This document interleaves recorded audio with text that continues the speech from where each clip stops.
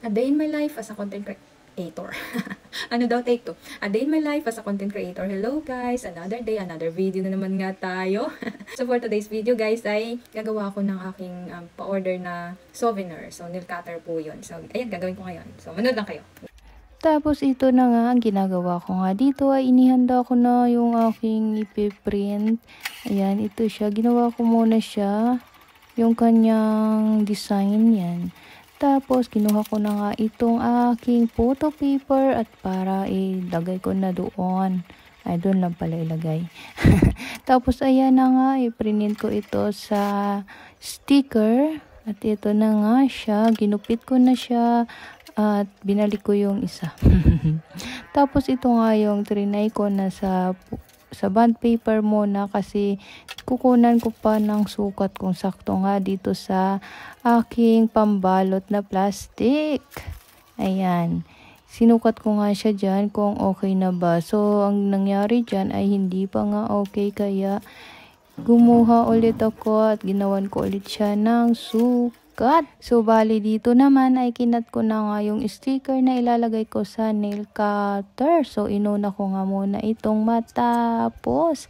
At ito nga ay nagdidikit na nga ako sa nail cutter ng sticker na may picture nga ng bata na magbe-birthday, yung nagpagawa nga nito. Syempre, yun nga ang ating ilalagay. Alam nga naman picture ko dyan yung ilalagay ko. Char lang. Ang tema nga ng pinagawa nila ay boss baby or baby boss. Dahil nga biniyayaan tayo ng talent na ganito ay hindi na nga mahirap sa akin ang mag-design. Ito nga, ginagawa ko na nga dito ay nilalagay ko yung parang black. Ay, hindi ko alam kung anong tawag ba dyan. Basta yung design, nilalagay ko dyan sa plastic at bago ko nga ilalagay yung nail cutter. Makalipas ang ilang minuto. Hello guys! Tapos ko na nga pala yung ginawa kong nail cutter na souvenir na pa-order ko. Ayan guys, ito siya. Yan, so cute diba? Ako lang may sabi. And guys, kung order kayo guys, kung papagawa kayo ng invitation, ng souvenir, ay meron po tayo dito sa akin. Ayan, meron po tayo dito. So, yun. Kung magpapagawa po kayo guys, ay 2 weeks siguro, 2 weeks bago yung event nyo.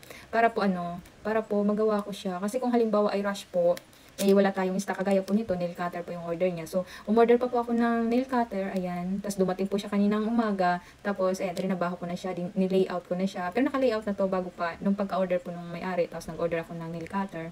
Ayan, nag-layout na po ako para pagdating po, dumating nga kanina itong nail cutter, ay printin ko na lang siya, sinukat-sukat ko. So, marami tayong nasasayang na papel. Kaya, guys, kung ano po yung price, huwag na po kayong tumawad. Char lang. Hindi nga guys, kasi marami kami nasasayang, mga kagaya namin, marami kaming nasasayang na papel, na photo paper or sticker. Pero ako nagtatry muna ako sa papel bago ko siya ma-perfect yung size nito. Alba, itong bilog na to, yan. Bago natin ma-perfect yan, so yan, nagsasayang po tayo ng papel at ng ink. So, ayan. Yun lang.